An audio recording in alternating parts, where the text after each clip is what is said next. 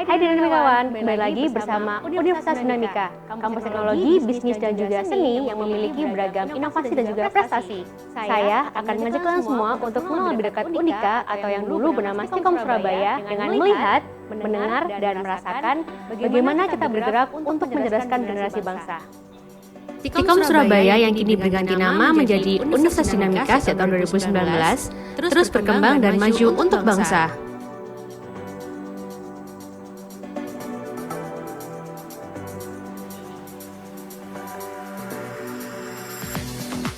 Melalui program Kampus Merdeka Merdeka Belajar, Undika siap menjadi kampus pengembang teknologi dan juga pusat penelitian. Undika memiliki beragam program kreatif untuk mendukung kegiatan akademik dan non-akademik seperti BISON atau BIS Online,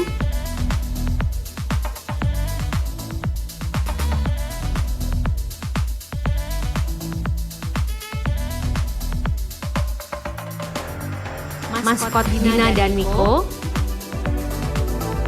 di radio di 98,5 FM dan Dinamika Podcast.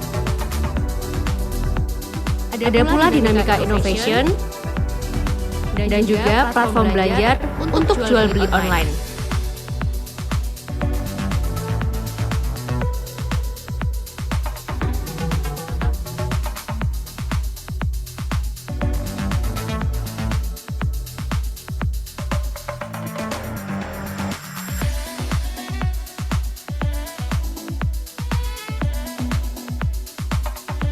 Dalam upaya untuk pelestarian lingkungan, Undika juga memiliki program Eco Campus dengan tema Technology for Nature.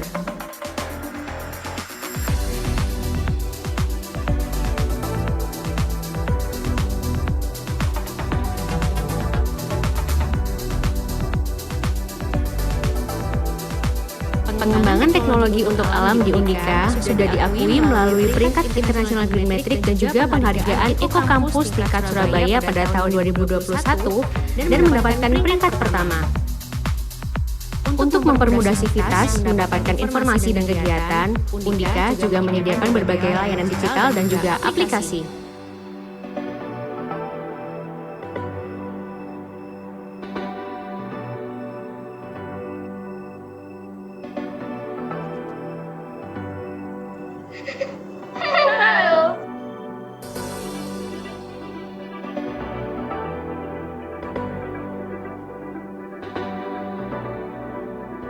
Fasilitas Eco Campus dan juga area terbuka hijau di lingkungan Undika.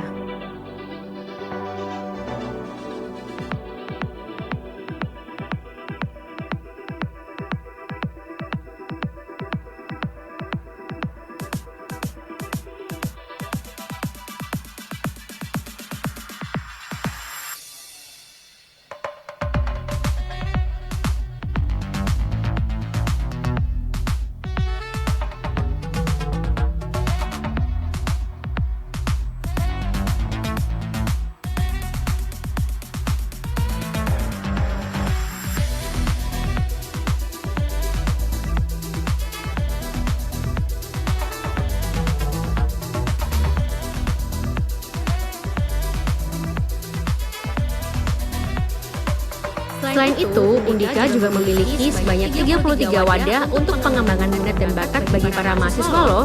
Di antaranya adalah Hima, Komunitas, UKM, DPM, dan juga BEM. Unit kegiatan mahasiswa sendiri terbagi menjadi kerohanian, olahraga, seni budaya, sosial, dan masih banyak lagi.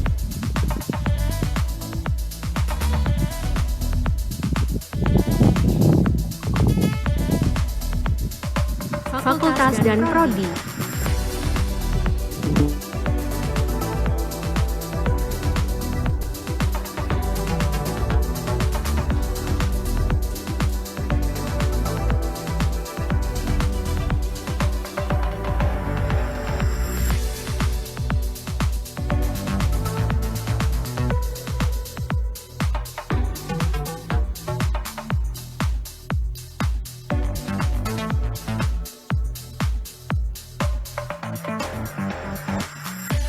Layanan administrasi,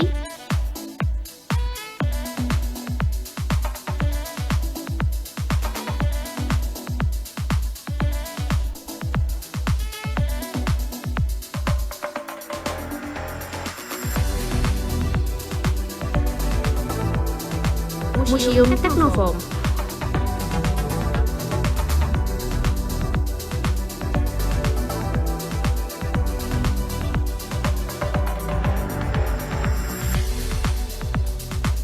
Fasilitas kampus,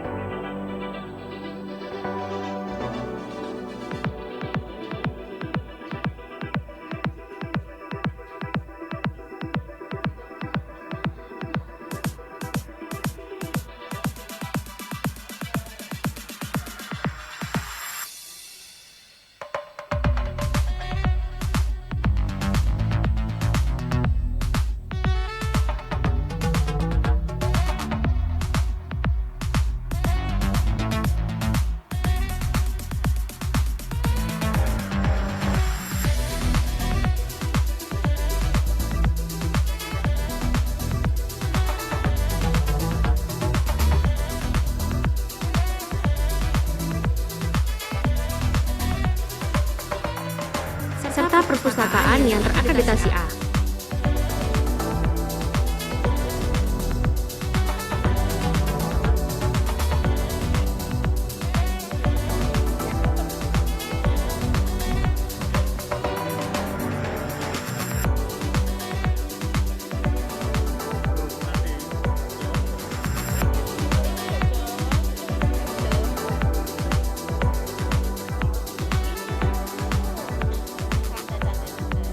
Terima kasih telah mengenal lebih dekat Universitas Dinamika Stikom Surabaya. Sampai jumpa lain waktu. Dynamic Movement Toward Excellence.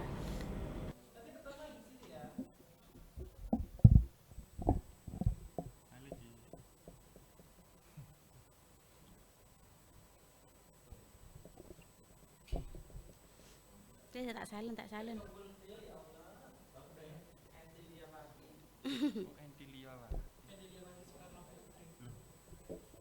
Cek. Masuk. Cek. Tes. Suaraku dengar. Cek. Halo? Ada orang di sana? Ya. Iki apa aku ndelok apa iki? Laptope mati ta iki? Tes. Oh, mek gawe hiasan gaya tok ta? Dami. Oh, dami.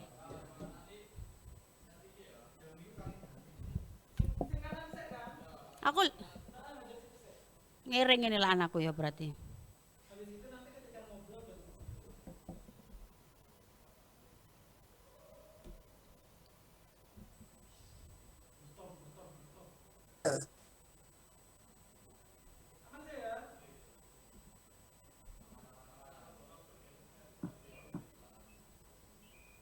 Kok aku sing ngadmiti?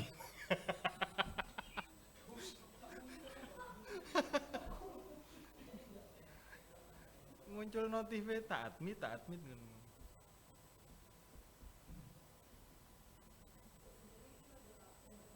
Wah, serem.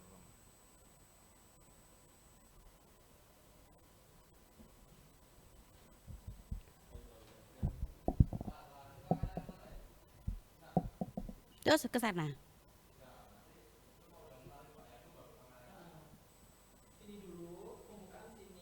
Itu gak ada lampunya merah nyala titit gitu ya. Biasa kan titit nyala kan mati gitu. Kok titit? Ya. Iki to, nono to. Nama nih.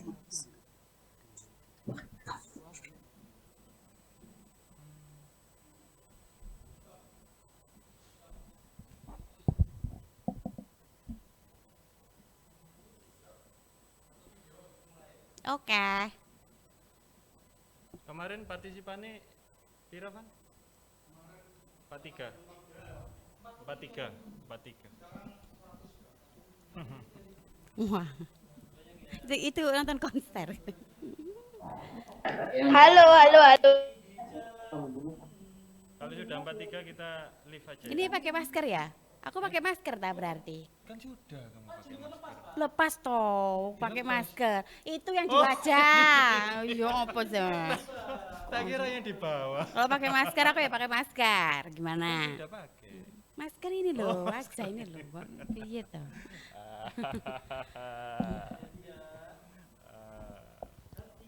Hati. Enak suaranya. Enak, Bayu ku enak suaranya. Bimo. Apa kalau semangat ketik 1? Kalau nggak semangat 0.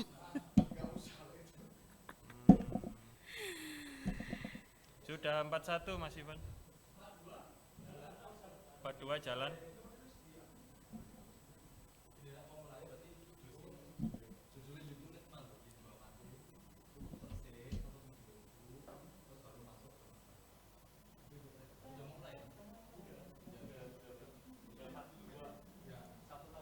Iki laptopnya masuk tak? Laptop. Oke. Siap.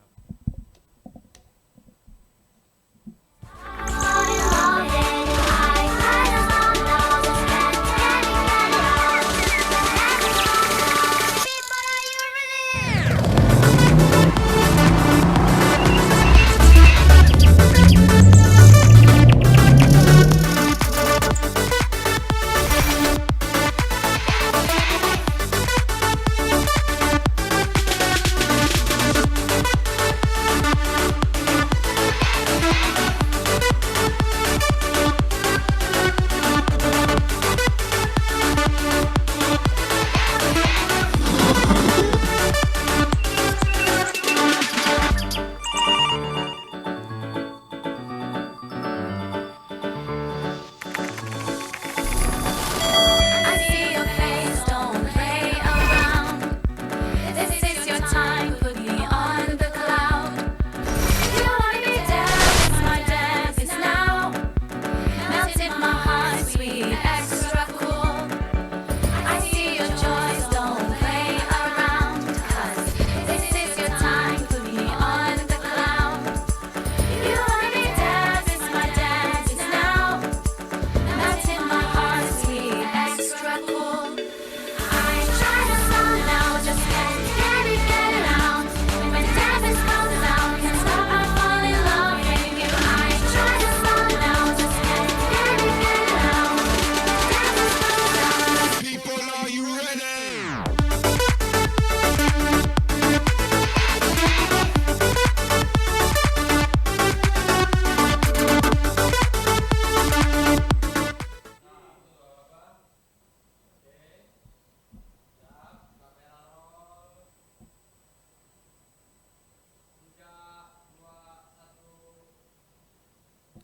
Halo, selamat siang semuanya. Bagaimana kabarnya nih di hari Kamis tanggal 20 Mei 2022, Hari Kebangkitan Nasional. Ayo bangkit semua ya dari tempat tidur kalau sekarang ini lagi males-malesan ya.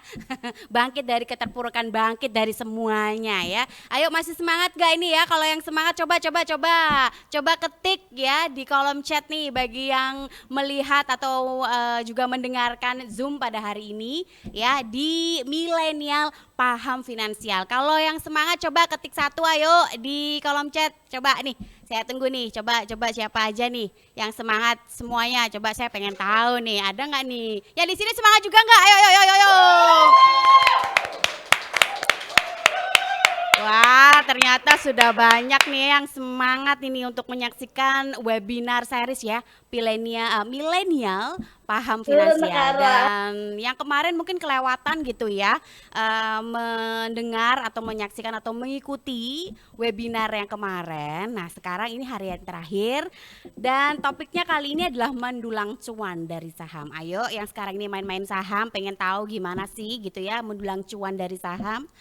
Nanti akan dijelaskan sama narasumber yang luar biasa sekali ya. Kali ini saya nggak sendiri, tapi saya bersama Dr. Ahmad Yanu Alifianto STMBA. Gelarnya banyak banget ya. Beliau ini nanti akan memaparkan tentang mendulang cuan dari saham. Seperti biasanya juga buat teman-teman yang ingin bertanya, Q&A-nya nanti ada sesi sendiri dan linknya itu nanti akan ada di kolom chat ya, nanti akan kami atau saya bacakan satu-satu. Oke deh, gak usah lama-lama lagi gitu ya, daripada dengerin saya ngomong aja gitu kan. Kita kenalan dulu ya, atau kita sapa. Di sebelah saya ada Pak Yanu, selamat Halo, siang. selamat siang. Ya, bagaimana kabarnya nih Pak Yanu? Baik, sehat ya Mbak Lala. Oh, ya. sehat sekali, Wah, kelihatan ya dari performa iya, saya. luar biasa memang. Bagaimana sudah siap untuk memaparkan materinya? Belum. Oh, belum. Ya udah kalau gitu dimatiin aja Oke. gimana? Oke, kalau gitu langsung aja ya teman-teman, disaksikan aja. Kalaupun ada pertanyaan silakan, karena nanti itu akan ada giveaway GoPay sebesar Rp100.000 untuk satu orang pemenang. Jangan lupa Q&A-nya itu di kolom chatnya, di Slido itu ya, di kolom chat. Dan jangan lupa untuk mengisi daftar hadir juga ya, karena bagi yang menyaksikan acara webinar ini sampai selesai akan mendapatkan e-sertifikat yang maksimal 7 hari setelah webinar. Oke, tapi sebelum kita masuk di isi dari materinya gitu ya, mungkin beberapa dari teman-teman ini ada yang belum kenal, belum mengetahui siapa sih Pak Yanu ini ya. Beliau ini adalah seorang dosen S1 Manajemen di Universitas Dinamika Surabaya. Pendidikannya S1 dari Dispro ITS, S2-nya di Manajemen UGM, S3-nya di Manajemen Universitas Brawijaya. Lalu untuk bidang-bidang penelitian beliau ini di bidang pasar modal, lalu ada bidang teknologi informasi, bidang industri kreatif dan pemasaran. Kemudian juga beliau ini adalah pembina Capital Market Community atau CMC dan pembina Himpunan Mahasiswa Manajemen. Luar biasa ya pengalaman. Tepuk tangan dong semuanya ada di sini ya. Oke, kalau gitu langsung aja tanpa berlama-lama lagi, mari kita dengarkan Bapak Yanu dengan mendulang cuan dari saham. Silakan. Pak. Baik, terima kasih Kak Lala yang cantik. Wah, Kak Lala ini sudah siap didulang ya. Didulang. Makan sendiri aja saya, Pak. Baik, saya izin share screen ya. Jadi kita akan menyaksikan ya penampilan kita gitu ya, untuk membahas tentang bagaimana kita mendulang cuan dari saham begitu. Ya, jadi dari sini boleh teman-teman diketik di kolom chat ya. Bagi yang sudah pernah atau sudah masuk ke dunia investasi khususnya saham, silahkan tekan tombol 1. Tapi kalau yang belum pernah sama sekali, silahkan tekan tombol 0. Silahkan teman-teman, kita mulai dari sekarang. Wah, ada Mas Bimo sudah satu. Wah, ada yang 2 itu malah. Berarti ini veteran ini kayaknya ya. Yang 2 ini. Ada Mas Martinus Angga 1, Mas Andi M itu tadi 2, ada Mas Abdul Rozak 0, Lenat IPA 1 itu 0, Mas Ivan Dwi wah 0. Terus kemudian ada Mas Aris, wah ini juga kayaknya veteran perang ini kayaknya ya. Oke, terus ada Mbak Sena juga 0. Jadi saya rasa di sini audiens saya mostly ya, itu lebih banyak yang belum pernah berinvestasi di saham. Jadi rasanya tepat kalau misalnya kita membahas tentang bagaimana kita bisa mendulang cuan dari saham. Gitu ya teman-teman. Jadi yang pertama begini, yang perlu kita pahami terlebih dahulu adalah apa yang disampaikan oleh pembicara sebelumnya, yaitu Pak Rudi Santoso. Itu rekan saya yang luar biasa. Beliau ini juga salah satu investor di kampus ini begitu ya, dan sudah mendapatkan cuan yang berlipat ganda begitu. Nah, ini kemarin dibahas oleh Pak Rudi Santoso, itu tentang time value of money gitu ya. Jadi seperti yang kita pahami bersama bahwa di sini ya, dengan uang 100.000 gitu, dulu itu kita bisa mendapatkan barang 1 keranjang, gitu ya teman-teman ya. Tapi sekarang dengan uang 100.000 kita itu hanya mendapatkan 4 liter minyak goreng, gitu ya Mbak Lala ya kira-kira ya. Sekarang harga minyak goreng sudah berapa ya? Masih 40.000 atau sudah 28.000? Nah itu enggak tahu ya. Yang jelas ada kenaikan harga dan penurunan daya beli dari uang kita. Jadi teman-teman begitu ya. Kalau misalnya menabung begitu dengan menggunakan uang cash, maka kemampuan pembelian dari uang yang kita miliki itu dari waktu ke waktu akan turun. Uang 100.000 zaman sekarang dengan uang 100.000 zaman dahulu kala ketika orang tua teman-teman itu masih masih sekolah begitu ya, tentu nilainya sangat berbeda begitu. Oke. Nah, yang selanjutnya adalah tentu di sini kita harus bisa memahami ya bagaimana kita itu bisa mengelola keuangan yang kita miliki begitu ya. Nah, baik kita yang memiliki banyak sekali uang begitu, atau kita yang bahkan tidak memiliki uang sama sekali gitu ya, atau uang kita jumlahnya relatif sedikit gitu. Nah, yang pertama yang harus kita pahami pertama kali adalah tentang penghasilan begitu ya. Yang nomor 1 adalah penghasilan. Teman-teman tidak mungkin bisa mendulang cuan dari saham begitu, tidak mungkin bisa berinvestasi ketika kita tidak bisa mengelola penghasilan kita gitu ya. Terus kemudian kita juga tidak mungkin bisa berinvestasi ketika kita itu tidak memiliki kemampuan untuk menambah revenue stream atau menambah pundi-pundi penghasilan kita. Jadi PR pertama kita itu adalah ini ya. Jadi pilah penghasilan kita mana yang stabil dan mana yang fluktuatif begitu. Terus kemudian inilah yang menjadi dasar untuk mengelola keuangan kita gitu ya. Terus yang kedua, pengeluaran gitu ya. Jadi bagaimana mengelola keuangan itu kalau kita mengikuti arahan dari atau nasihat dari orang tua zaman dahulu gitu ya. Untuk bisa mengelola keuangan itu adalah to delay gratification gitu ya, atau menunda konsumsi begitu, atau memperkecil keuangan. Jadi sebetulnya itu juga betul karena masuk ke dalam salah satu kriteria manajemen keuangan yang efektif begitu. Nah, kenapa demikian? Karena dengan pengeluaran yang kecil begitu, maka kita memiliki dana segar yang lebih banyak gitu. Nah, kemudian yang selanjutnya adalah yang ketiga, yaitu tabungan begitu. Jadi dari penghasilan yang berlimpah dengan pengeluaran yang sangat minim gitu ya, tentu ketika kita kurangkan antara penghasilan dengan pengeluaran itu, maka kita diharapkan bisa memiliki tabungan yang cukup begitu. Nah, tentu tujuan keuangan di sini itu harus bisa memotivasi kita untuk menabung begitu. Nah, ini yang penting teman-teman. Jadi prinsip konsumtif yang kita jalankan sekarang ini gitu ya, itu teman-teman harus segera insaf begitu supaya kita bisa nabung, kecuali kalau penghasilan teman-teman itu bisa meningkat sangat drastis begitu ya. Terus yang selanjutnya ada juga yang pinjaman. Sekarang itu kan ngetrennya pinjaman online ya atau pinjol begitu.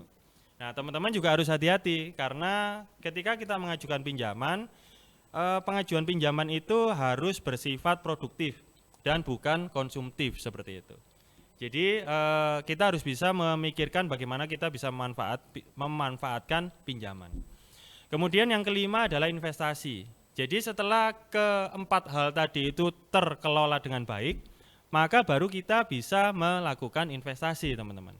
Nah, ketika kita sudah bisa mendapatkan hasil dari investasi, maka kita bisa memasuki ke yang keenam. Ini yang paling penting dari seluruh karakteristik manajemen keuangan begitu ya, yaitu proteksi begitu. Jadi bagaimana kita memproteksi kehidupan kita seperti itu. Nah, itu yang harus kita perhatikan ya teman-teman ya. Nah, yang selanjutnya ini sebagai contoh ya. Ini selalu kalau di dalam webinar itu saya sampaikan slide ini berkali-kali begitu teman-teman. Terkait dengan dorongan konsumsi atau nafsu konsumtif gitu ya, dengan delayed gratification atau gratifikasi yang ditunda atau kesenangan yang ditunda. Katakanlah ini saya punya rekan namanya Mas Ivan gitu ya, atau Pak Rudi lah. Ya, Pak Rudi itu pada tahun 2001 mendapatkan bonus begitu dari perusahaannya misalnya itu sebesar 4,2 juta. gitu ya. Nah, Pak Rudi ini bingung. Pada saat itu di launching ada iPod ya. Ada iPod ya. Nah, itu harganya kebetulan 4,2 juta. Tapi karena prinsip yang dipegang oleh Pak Rudi gitu ya, bahwa dengan menunda konsumsi hari ini, kita bisa mendapatkan hasil yang jauh lebih besar di masa depan. Dan ternyata betul 4,2 juta itu kemudian ditanamkan oleh Pak Rudi gitu ya ke saham Apple begitu ya, yaitu perusahaan yang memproduksi iPod itu gitu, sebanyak 329 lembar. Dan pada tahun 2015 Pak Rudi berhasil membeli Honda CR-V gitu ya, karena ada peningkatan investasi di saham Apple Incorporation gitu. Nah, kemudian yang selanjutnya ada rekan saya juga namanya Pak Martinus Soni begitu ya. Nah, itu misalnya tahun 93 itu beliau ini mendapatkan semacam bonus begitu atau penghargaan dari kantornya itu ya sebesar 7,8 juta. Nah, pada saat itu ada launching Honda apa ini? Honda Tiger ya. Honda Tiger yang 200 cc ya. Gitu. Yang apa namanya? Lampunya tidak simetris itu ya. Nah, itu tapi Pak Soni ini memiliki prinsip tidak konsumtif gitu. Jadi lebih memilih untuk menunda konsumsi untuk mendapatkan hasil yang lebih besar begitu. Nah, pada akhirnya Pak Soni memutuskan untuk tidak jadi membeli Honda Tiger, tapi membeli sahamnya produsen Honda Tiger yaitu Astra International atau kode emitennya adalah ASII. Waktu itu 1.546 per lembar sahamnya gitu ya. Nah, Pak Soni waktu itu memiliki 5.045 lembar saham.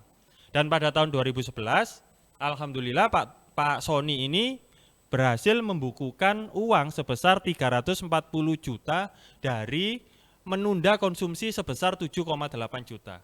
Nah, akhirnya dua rekan saya ini yaitu Pak Rudi dan Pak Soni, mereka touring bareng ke Pacet atau ke Puncak ya, ke villa gitu ya Pak Soni ya. Ini kebetulan ada Pak Soni sama Pak Rudi di samping saya. Di mana Pak Soni?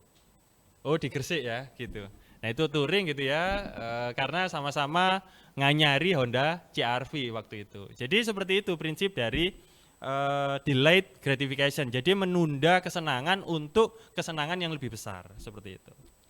Nah, pertanyaannya adalah andai Pak Soni dan Pak Rudi tadi itu mengikuti hawa nafsunya untuk membeli barang pada saat itu gitu ya. Tentu Pak Rudi dan Pak Soni itu tidak bisa mendapatkan barang yang jauh lebih bagus gitu ya.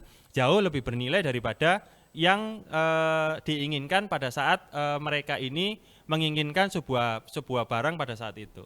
Gitu. Nah, jadi prinsipnya seperti ini teman-teman. Jadi teman-teman itu sebelum investasi itu harus menahan nafsu untuk konsumtifnya terlebih dahulu. Baru bisa investasi. Tuh. Nah, pertanyaannya kalau sudah investasi, sudah pengen investasi, mau investasi kemana nih? Prinsipnya adalah cari instrumen investasi yang imbal hasilnya itu lebih besar daripada inflasi, gitu ya. Nah, sebagai contoh ini data yang saya dapatkan dari Bursa Efek Indonesia ya. Bahkan bukan datanya saja, ini slide-nya juga saya dapatkan dari Bursa Efek Indonesia. Nah, itu katakanlah tingkat inflasi rata-rata per tahun adalah 6,1%. Tentu memilih instrumen investasi yang mana supaya menguntungkan adalah kita harus bisa memilih gitu ya instrumen investasi yang lebih besar daripada 6,1. Nah, berarti investasi yang paling menguntungkan dari pilihan investasi di sebelah kanannya inflasi itu adalah saham begitu.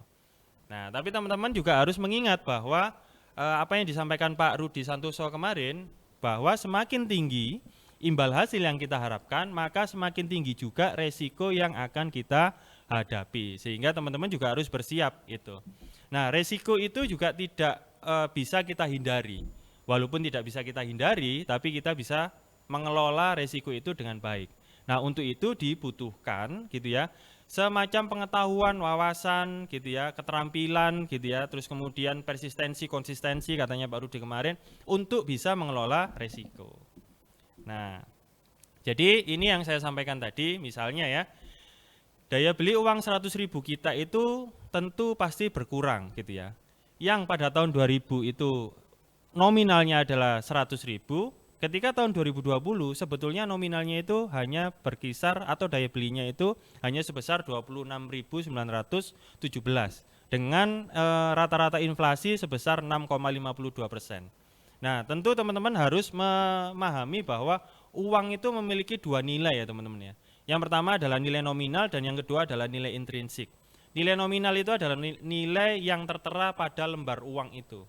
Sedangkan nilai intrinsik itu lebih mencerminkan bagaimana uang ini memiliki daya beli tertentu. Dan yang saya bicarakan di sini adalah tentang nilai intrinsik dari uang 100.000 begitu.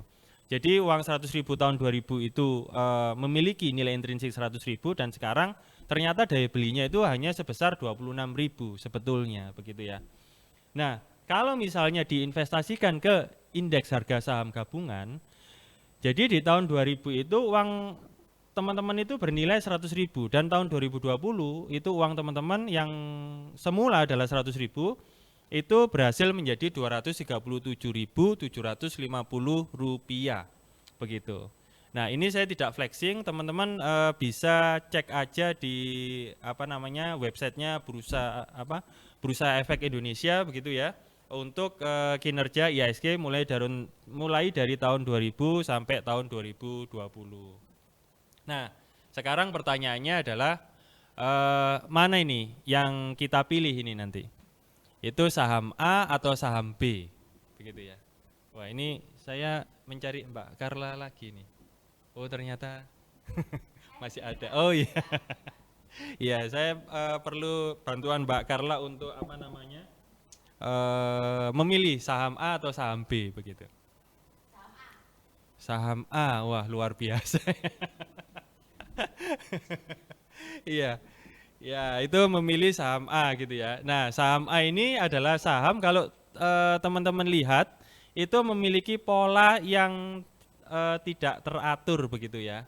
Jadi profil resiko dari orang-orang yang memilih saham A itu adalah profil resiko tinggi begitu. Karena siklus dan trennya itu sangat volatil sekali. Kalau katanya Pak Rudi Santoso kemarin itu memiliki beta yang sangat tinggi. Nah, berbeda dengan saham B. Saham B ini adalah khusus orang-orang yang memiliki profil resiko yang rendah atau ambil aman saja. Nah, ini tidak ada yang lebih baik teman-teman, tapi tergantung profil resiko masing-masing dari teman-teman. Nah, kebetulan Mbak Carla tadi itu memilih saham A begitu ya. Nah, potensi returnnya besar tapi sangat fluktuatif. Nah, ini yang disampaikan Pak Rudi kemarin bahwa high return itu pasti sama dengan high risk begitu. Jadi kalau kita ingin mendapatkan untung yang lebih besar di saham A, maka kita juga harus berani menanggung resiko yang ada di dalam saham A dibandingkan dengan saham B. Kalau saham B ini sudah jelas. Nah, kalau teman-teman bertanya pada saya memilih yang mana? Saya memilih kedua-duanya. Kenapa kedua-duanya? Karena saham A itu akan saya fungsikan sebagai profit center, begitu ya. Tapi kalau saham B itu saya jadikan sebagai jaring pengaman ketika saham A itu ternyata loss begitu atau mengalami kerugian di saham A itu masih di cover oleh saham B. Jadi seperti itu. Kalau saya harus memilih, maka saya memilih kedua-duanya. Nah, bagaimana dengan proporsinya? Berapa persen saham A dan berapa persen saham B? Teman-teman bisa mempelajari lebih lanjut ke kampus-kampus ya, khususnya kampus mana Mas Ivan? Ya, tuh. Oke, kita lanjut ya. Nah, di sini saya ingin menampilkan pentingnya knowledge ya. Jadi bagaimana resiko ini bisa terkelola dengan baik gitu ya. Kalau kita memiliki waktu yang lebih panjang gitu untuk mendapatkan informasi yang lebih banyak. Jadi riset adalah kata kuncinya gitu. Jadi teman-teman harus mengenal dengan baik instrumen investasi apa yang akan ditanamkan gitu ya, yang akan ditekuni seperti itu. Nah, teman-teman butuh informasi yang lebih banyak dan waktu yang lebih banyak juga untuk belajar seperti itu. Nah, pada intinya adalah yang saya sampaikan tadi itu baik itu investasi, baik itu nilai uang gitu ya, daya beli uang tersebut gitu ya, sifat konsumtif kita itu sebetulnya adalah tentang bagaimana kita mengelola keuangan pribadi gitu ya. Nah, kenapa? Jadi pengelolaan keuangan pribadi itu adalah proses pengelolaan yang digunakan oleh teman-teman. Nah, prosesnya seperti apa gitu ya. Nah, di sini yang saya dapatkan dari Pak Parahita begitu ya.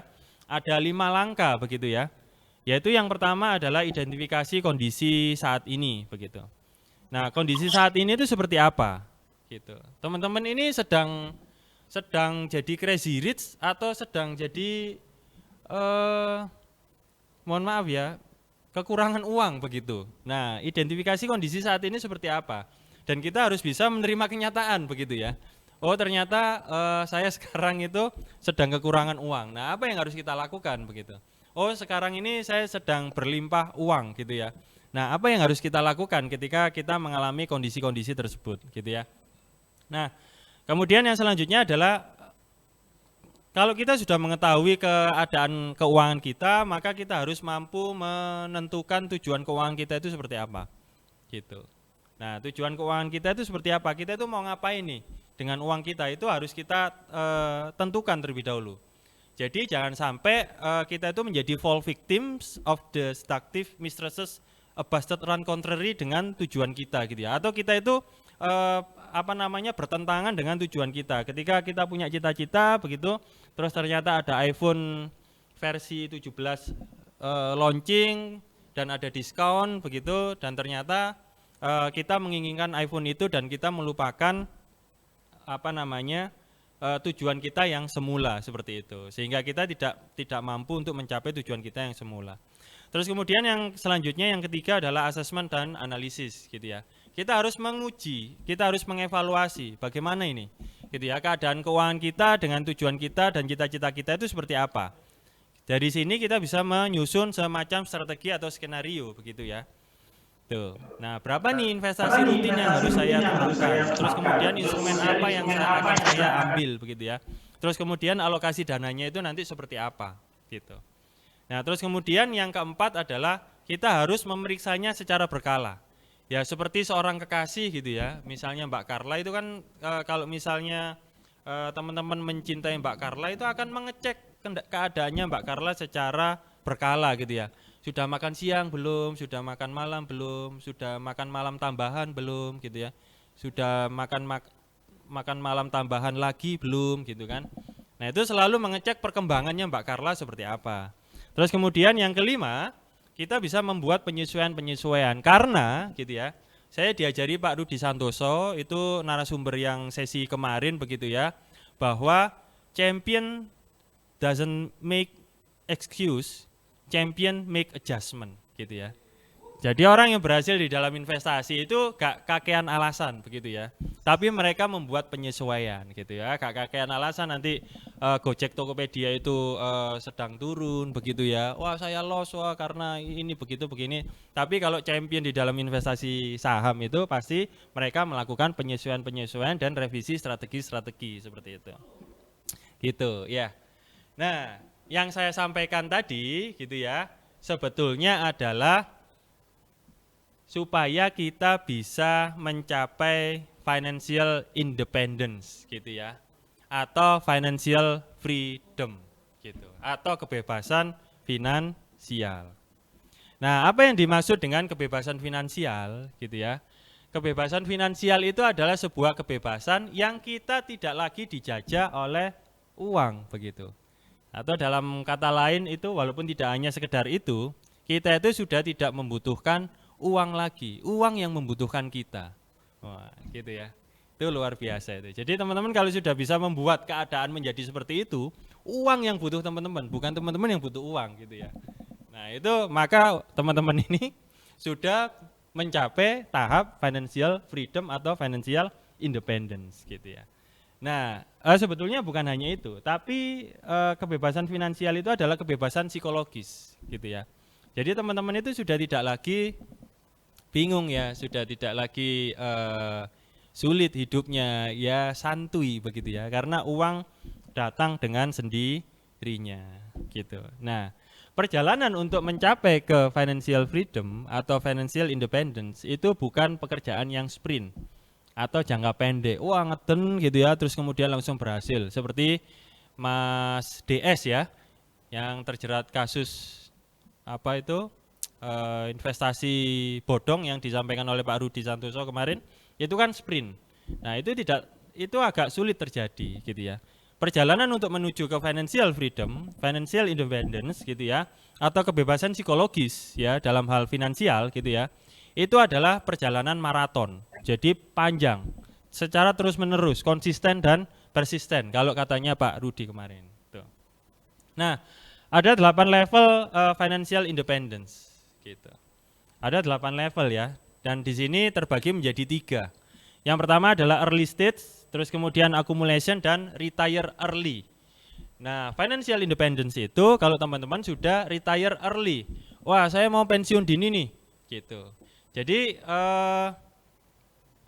ciri-ciri orang yang sudah mencapai kebebasan finansial itu biasanya kerjanya santuy begitu. Jadi tidak gopo, tidak terlibat dengan rush hour gitu ya. Rush hour itu jam 7 sampai jam 8 itu harus terjebak ke macet-macetan. Jam 5 sampai jam 6 itu terjebak dengan macet-macetan. Itu berarti masih masuk ke early stage gitu. Nah, saya sendiri masih dalam tahap early stage gitu ya. Kenapa? Karena saya masih bekerja gitu ya. Dan saya masih menunggu gaji saya dari pekerjaan saya gitu. Jadi saya sendiri sebetulnya masih dalam perjalanan ke tahap yang ke-8 gitu ya, yaitu abundance gitu ya. Jadi biaya hidup saat ini kalau teman-teman sudah mencapai yang ke-8 gitu, maka teman-teman itu untuk memenuhi biaya hidup gitu ya, itu diambil dari hasil investasi begitu. Nah, itu sudah sangar. Jadi saya punya teman gitu ya, namanya bukan Pak Sony, bukan Pak Rudi juga itu. Saya punya teman dulu, beliau ini membeli Avanza Veloz warna hitam tahun 2011 begitu. Nah, itu beliau ini membeli mobil tersebut dengan uang senilai 10 juta saja teman-teman, di luar uang muka ya.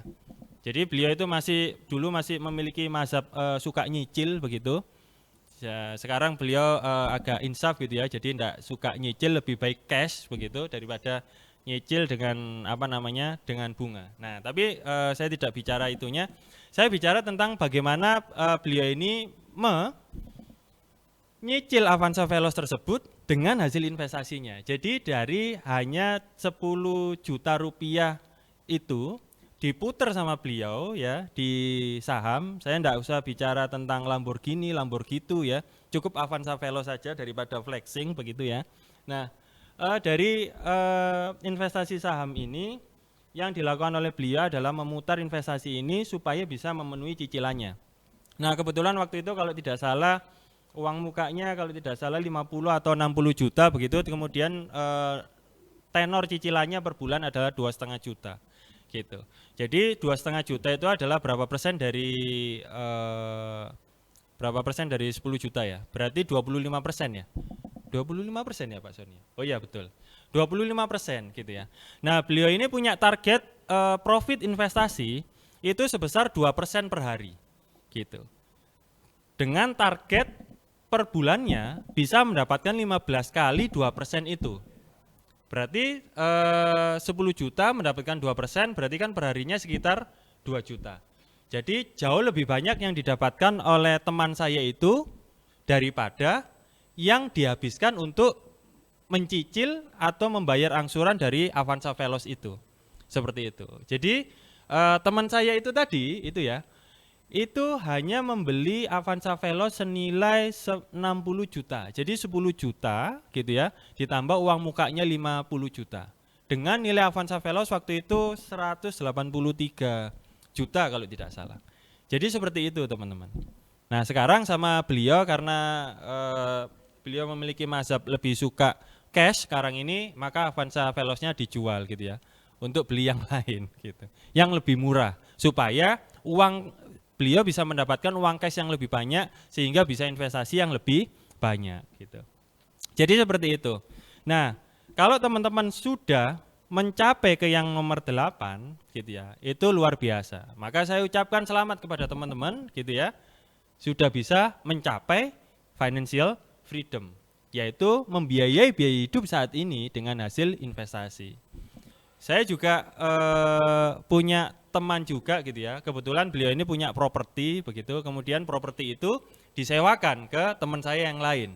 Dan alhamdulillah ya, setiap tahunnya kalau tidak salah 55 juta sewanya itu per tahunnya untuk rumahnya ini. Dan itu sama dengan 5,5 juta per bulan. Nah, artinya tanpa bekerja pun beliau ini sudah bisa mendapatkan penghasilan lebih besar daripada UMR. Dan itu luar biasa. Nah, itu yang diharapkan, yang kita harapkan semua dan termasuk yang saya harapkan juga. Tapi saya juga masih belum bisa mencapai ke financial freedom, teman-teman. Jadi kita berjuang bersama-sama sebagai pejuang cuan, gitu ya. Nah, ini sudah saya bahas. Nah, tahapan-tahapan tadi itu sebetulnya hanya menjelaskan ya bagaimana kondisi finansial kita. Nah, setiap orang tentu punya tujuan masing-masing gitu ya, dan level yang dicapainya juga berbeda-beda. Bisa jadi teman-teman yang katakanlah wawasannya sedikit, pengetahuannya sedikit, itu bisa mencapai tahap yang ke-8 tadi, abundance gitu ya. Atau teman-teman yang sudah memiliki wawasan yang sangat lengkap begitu ya, ternyata masih mendapatkan ke stage yang ke-4 saja. Dan itu tidak ada masalah teman-teman. Yang paling penting adalah bagaimana kita meningkatkan stage kita gitu ya, dan mempertahankan apa yang sudah kita dapatkan, seperti itu. Nah, tentu yang diajarkan oleh Pak Rudi kemarin, bilang ke saya, Pak Yanu, kita itu harus selalu bersyukur dengan apa yang kita miliki gitu ya. Karena di sanalah sumber kebahagiaan. Jadi santuy aja ya Mas Ivan ya. Gitu. Oke. Nah, untuk bisa berinvestasi, maka kita harus memahami circle of competence kita. Kita itu memiliki pemahaman yang kuat tidak terhadap instrumen investasi yang kita dalami itu. Jadi kalau teman-teman ada lagi misalnya tawaran gitu ya, seperti Mas DS, ya saya tidak bilang Doni Salmanan gitu, saya sebut inisial saja ya Mas Ivan ya, inisialnya DS gitu ya. Kalau orang-orang menyebutnya Doni Salmanan begitu, kalau ditawari ke instrumen investasi yang diambil oleh beliau begitu, maka teman-teman sebelum memutuskan untuk masuk ke sana, teman-teman harus menyadari dulu, circle of competence saya itu untuk instrumen investasi itu seperti apa? Apakah di lingkaran biru, lingkaran kuning, atau lingkaran abu-abu? Nah, kalau sudah masuk ke lingkaran abu-abu, yaitu hal-hal yang tidak kita pahami, maka jangan masuk. Gitu. Atau kalau misalnya teman-teman terpaksa masuk, gitu ya, maka teman-teman harus bekerja keras untuk mempelajarinya supaya bisa masuk ke zona aman, yaitu zona biru gitu ya, circle of competence, apa yang benar-benar kita pahami. Jadi kita harus betul-betul memahami apa yang kita investasikan, seperti itu. Tujuannya apa? Supaya teman-teman tidak kehilangan uang secara cuma-cuma begitu.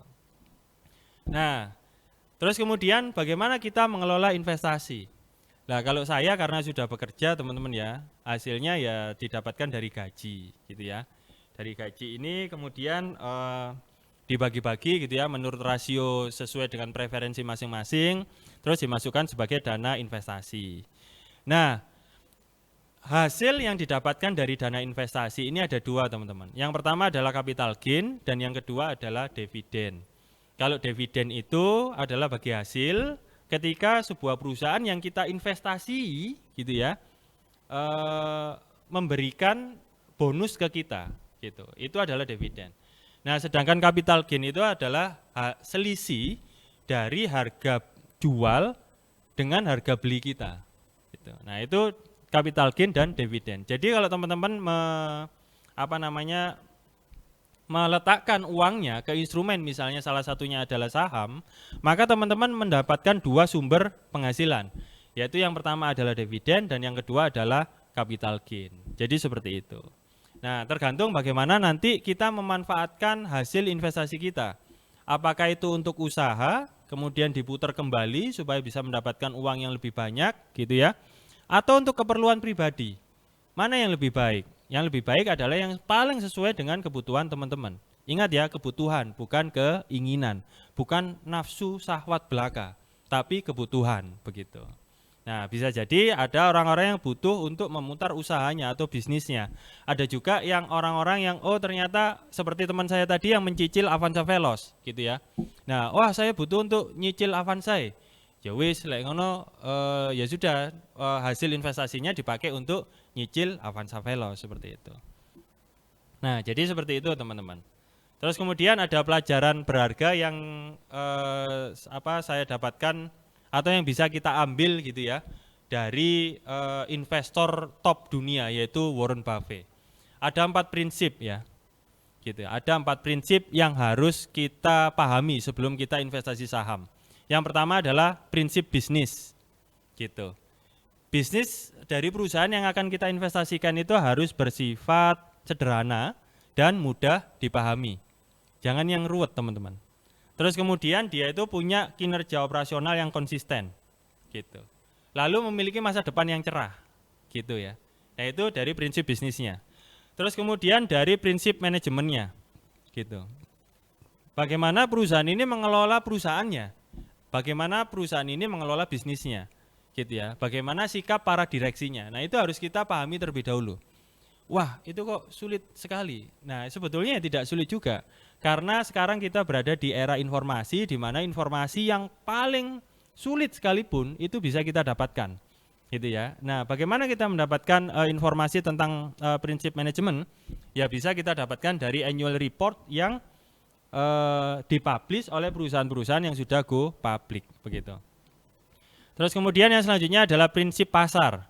Bagaimana banyak orang atau pasar itu menghargai eksistensi dan esensi dari perusahaan ini gitu. Nah, itu bisa dilihat dari kenaikan kinerja harga sahamnya begitu ya. Terus kemudian prinsip pada keuangan gitu. Nah, bagaimana perusahaan ini bisa menghasilkan sejumlah uang dari modal yang dipakai. Jadi ada 4 yang harus kita pelajari menurut Warren Buffett ya. Yaitu prinsip bisnisnya, prinsip manajemennya, prinsip pasarnya, dan prinsip keuangannya. Nah, itu seperti apa teman-teman? Nah, terus ada juga ini partnernya Warren Buffett ini, yaitu Charlie Munger ya, gitu.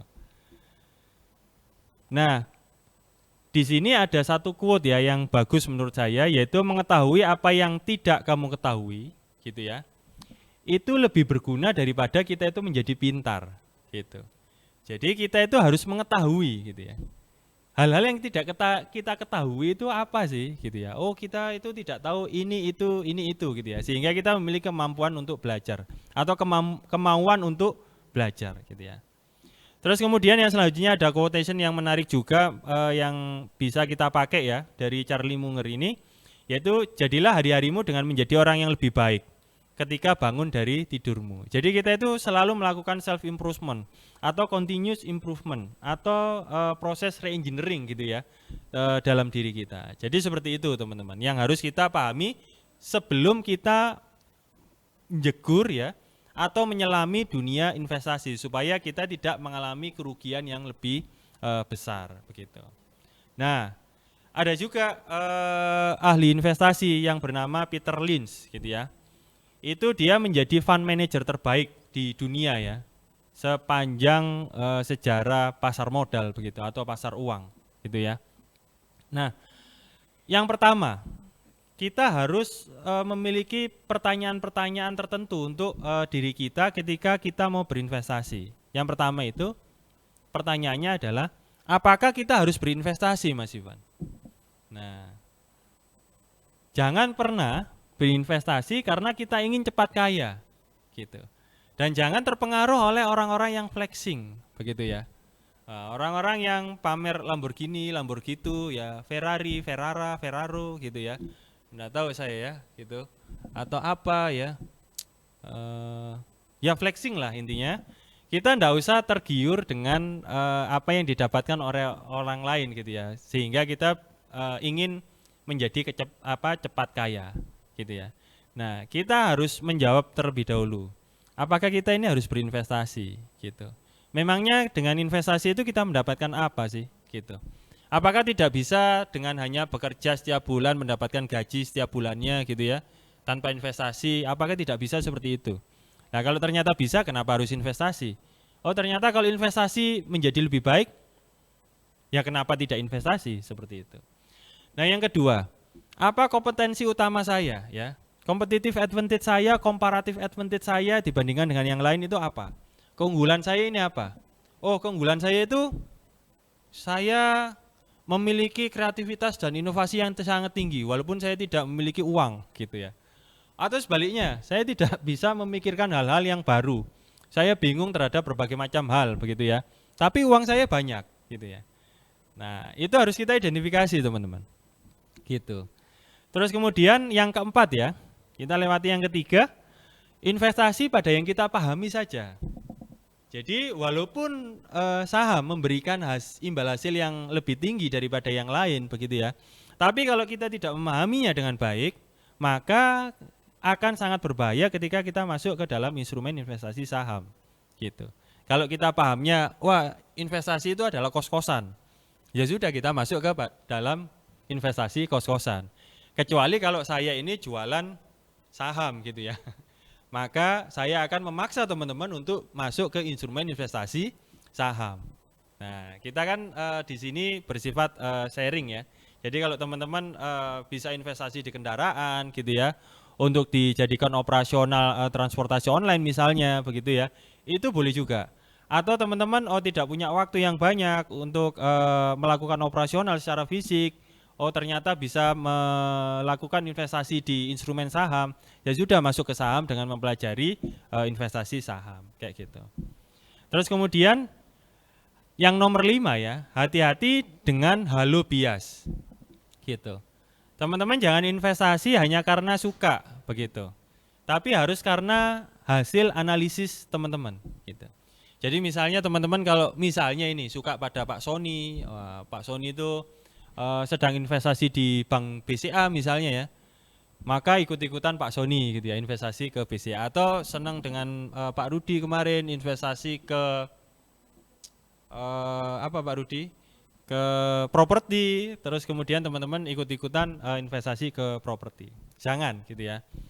Jadi teman-teman harus menentukan gitu ya, investasi apa berdasarkan pada hasil analisis teman-teman begitu. Nah, teman-teman juga harus memahami, saya sendiri juga harus memahami ya teman-teman. Saya juga harus memahami bahwa kita ini memiliki ukuran atau tolak ukur kemampuan dan keberuntungan dalam berinvestasi saham gitu. Hasil investasi itu tidak selalu mencerminkan kemampuan kita. Jadi banyak juga teman-teman saya yang flexing gitu ya, termasuk saya gitu ya. Kalau misalnya setelah sholat di musola gitu, selalu saling pamer profit atau saling pamer kerugian gitu ya. Wah hari ini GoTo 9%, hari ini GoTo 13%, 16%, oh BCA 9% gitu ya. Oh alhamdulillah saya mendapatkan CTRA atau Ciputra begitu 9% begitu. Nah itu biasanya saling jor-joran gitu ya. Nah teman-teman jangan galau dengan jor-joran seperti itu karena masing-masing orang itu memiliki kapasitas, kemampuan dan keberuntungannya dalam investasi, baik saham ataupun instrumen investasi yang lain begitu. Nah teman-teman tinggal mengidentifikasi saja teman-teman itu berada di kuadran yang mana nih, kuadran 1 atau kuadran 4 gitu ya. Proses baik, hasil baik, atau hasil buruk, proses buruk gitu. Nah kalau hasil buruk dan proses buruk, wah saya loss terus Pak gitu, saya itu uang saya habis gitu ya. Wah inilah saatnya introspeksi diri ya kan. Apa yang salah di diri teman-teman? Apakah teman-teman ini kurang istighfar, banyak dosa begitu ya? Atau terlalu serakah begitu ya? Atau takut begitu? Atau terlalu banyak ikut-ikutan begitu ya? Sehingga hasil investasinya itu menjadi rendah. Nah, ya harapannya tentu berada di kuadran 1, yaitu hasilnya baik, prosesnya juga baik. Tapi teman-teman ada juga yang rekan saya itu ya, itu luck gitu ya. Hasil baik, prosesnya buruk. Gitu. Ada juga yang seperti itu. Jadi teman-teman tidak usah jealous ya, tidak usah baper, tidak usah iri dengan orang-orang yang mendapatkan luck ini. Ya sudah, karena memang mendapatkan luck itu oke gitu ya. Ya enggak masalah. Yang penting itu kita mengidentifikasi diri kita sendiri itu ada di kuadran sebelah mana. Itu yang sangat penting begitu. Nah, kemudian ada pertanyaan dari Mas Ivan ini, gitu ya. Tentang kapan sebaiknya saya ini membeli saham gitu. Nah, membeli saham itu tentu ya ketika kinerja perusahaan baik gitu ya, dan kondisi ekonomi atau industri gitu ya, itu juga sedang baik. Tapi kedua hal tersebut tidak pernah akan bisa menyatu. Begitu. Nah, sehingga teman-teman harus memikirkan hal ini juga gitu ya. Wah, perusahaan ini baik atau enggak, kondisi ekonominya sedang baik atau enggak gitu ya. Nah, itu harus kita pikirkan seperti itu. Nah, kita juga harus mampu mengidentifikasi ciri-ciri bisnis yang tidak menguntungkan, tidak menghasilkan keuntungan yang besar, begitu ya. Salah satu ciri-cirinya adalah ROE yang rendah atau return on equity yang rendah, atau kemampuan perusahaan tersebut menghasilkan laba dari modal yang digunakan itu rendah, gitu ya. Terus kemudian keuntungan yang didapatkan itu juga rendah atau profit marginnya rendah, gitu. Terus di sana juga terlalu banyak pesaing, gitu ya, atau terlalu crowded, gitu. Nah, pemainnya di sana terlalu banyak. Wah, berarti kesulitan perusahaan ini pasti akan mengalami kesulitan untuk menghasilkan cuan, begitu. Jadi jangan pilih perusahaan-perusahaan yang seperti ini, gitu ya. Nah, kita walaupun ada bisnis yang bersifat mediocre, gitu ya, atau bersifat tidak baik, begitu, ada juga perusahaan-perusahaan yang masuk ke dalam kategori wonderful companies, gitu. Yang pertama adalah memiliki consumer monopoly. Jadi konsumennya itu mau ada merek apapun, dia itu pasti membeli merek satu merek saja, begitu. Terus yang kedua, laba yang dihasilkan itu cenderung konsisten dan meningkat dari waktu ke waktu. Terus yang ketiga, perusahaan ini bukan berarti tidak memiliki utang. Perusahaan ini berutang, tapi sangat bijaksana dalam mengelola utangnya. Terus yang keempat, tadi ROE-nya tinggi. Terus yang kelima, ada apa yang disebut dengan RE atau return earning atau laba ditahan. Gitu. Jadi perusahaan ini tidak kemudian mendapatkan laba lalu foya-foya, begitu tidak. Tapi laba yang didapatkan ini dijadikan modal kerja kembali sehingga modalnya menjadi lebih besar, gitu ya. Terus biaya operasional sehari-hari yaitu capital expenditure atau capex dan opex, gitu ya, operasional expenditure, gitu ya, tidak besar. Jadi kebutuhan modal kerjanya itu kecil. Terus yang ketujuh ini sama dengan yang kelima, gitu ya. Dan kita lanjutkan ke yang kedelapan. Bisa menyesuaikan produk dengan volatilitas inflasi atau kenaikan harga barang-barang, gitu. Dan yang 9 itu ya, ternyata perusahaan yang wonderful itu jarang memberikan dividen, teman-teman, gitu. Tapi menjadikan laba yang didapatkan itu sebagai modal kerja yang lebih besar. Jadi seperti itu. Itu adalah ciri-ciri dari wonderful companies. Jadi PR kita ketika kita mau investasi ke saham, kita harus mencari saham-saham dari perusahaan yang bersifat wonderful seperti ini. Wonderful tonight, gitu ya. Wonderful companies. Nah, ini yang paling penting, gitu ya. Jadi ini adalah kemungkinan slide terakhir saya ya. Tuh. Nah, yang paling penting itu adalah kita harus bisa menjadi investor yang sabar. Sabar ketika investasi kita itu mengalami kerugian dan sabar ketika investasi kita itu mendapatkan keuntungan. Jadi kita harus bisa menjadi investor yang sabar. Investor yang sabar itu adalah investor yang cerdas. Jadi bagaimana dia bisa memanfaatkan keuntungan yang didapatkannya dan bagaimana dia bisa bertahan dan mengatur strategi untuk bisa mengembalikan kerugian yang dideritanya.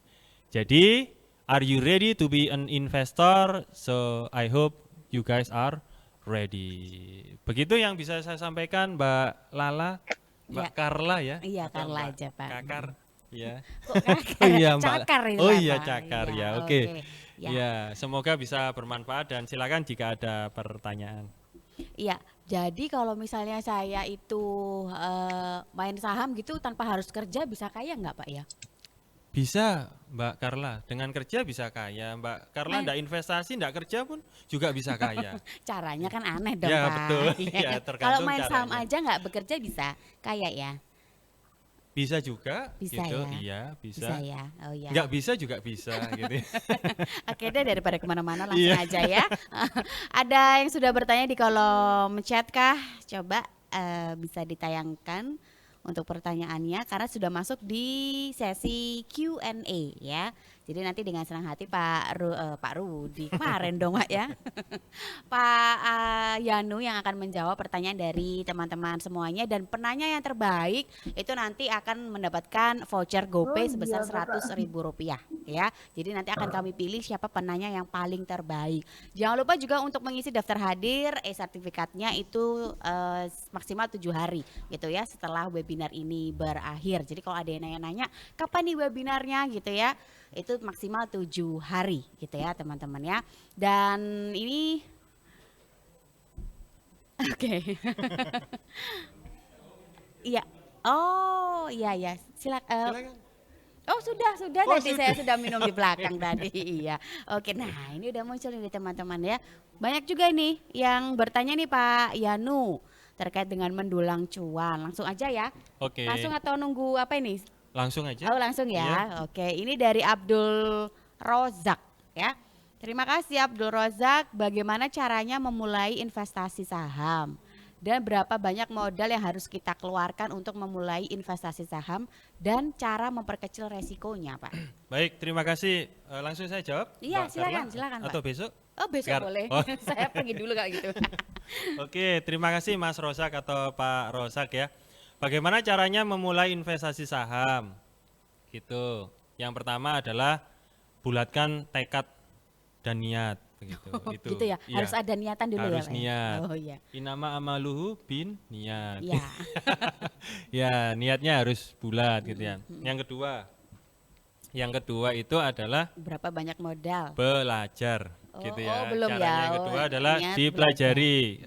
Kalau mau masuk ke instrumen investasi itu belajar.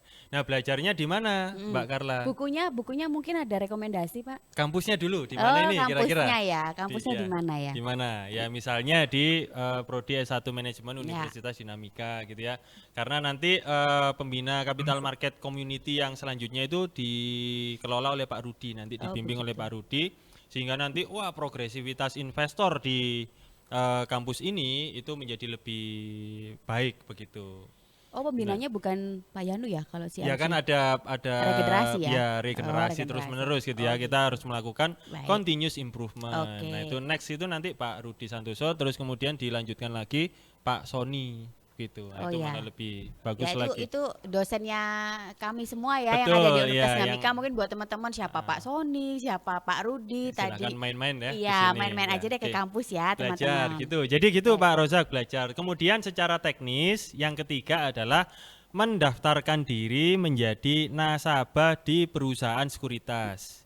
Jadi kita jual beli sahamnya tidak langsung ke bursa efek atau ke perusahaannya. Misalnya nih Mbak Lala atau Mbak Carla itu mau beli sahamnya Pakuwon nih. Ya. Wah, tidak kemudian langsung beli di Pakuwon di Tunjungan Plaza begitu, tidak. Oh saya mau beli saham Pakuwon gitu enggak gitu ya. Repot ya Pak Iya. harus ke sana.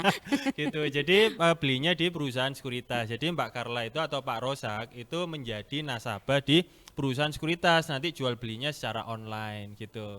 Nah, kemudian kalau Pak Rosak dan Mbak Carla itu sudah punya sahamnya Pakuwon, oh saya sudah beli nih di perusahaan sekuritas itu gitu ya.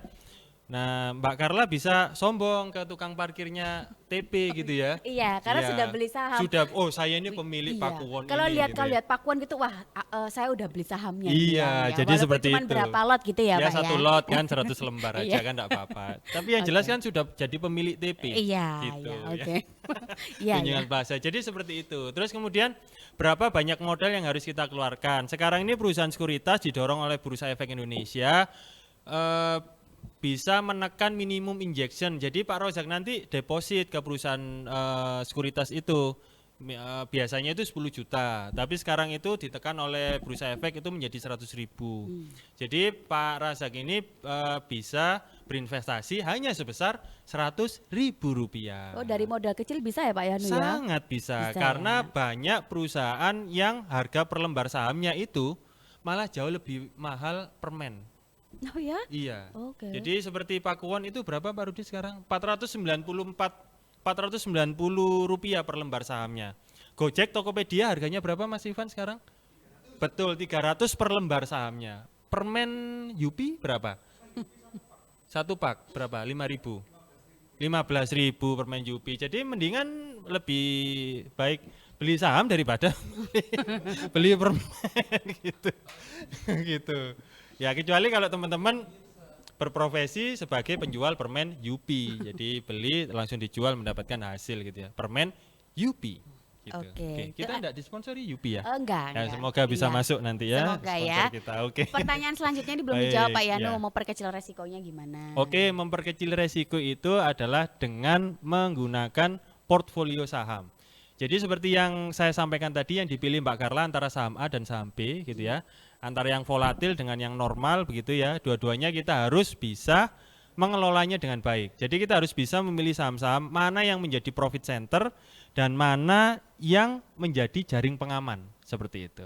Jadi itu untuk memperkecil resiko, Mbak. Oke, semoga bisa menjawab ya. Semoga, dan kalau misalnya masih bertanya-tanya bisa main-main ke kampus ya. Boleh, boleh nanti bisa konsultasi soal saham ya Iya, untuk ke melihat Pak Rudi, pergerakan ya. sahamnya Pergerakan gimana Pak Sony ya. gitu ya.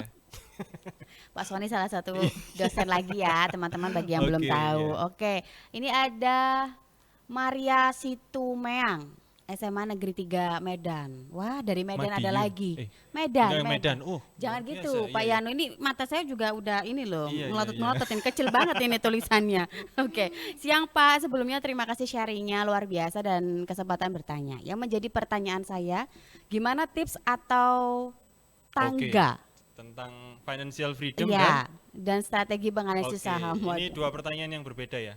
Mencapai financial freedom, saya sendiri juga belum mencapai financial freedom. Apa buktinya ya? Saya masih ngisi webinar-webinar seperti ini. Kok curhat ya Pak ya? Curhat loh. Artinya belum mendapat financial freedom. Kecuali Mbak Carla sudah freedom ya kan? Belum juga ya? Belum dong. Kalau punya Iya. financial freedom nggak di sini Iya, ya. jadi Udah, kita- next ya.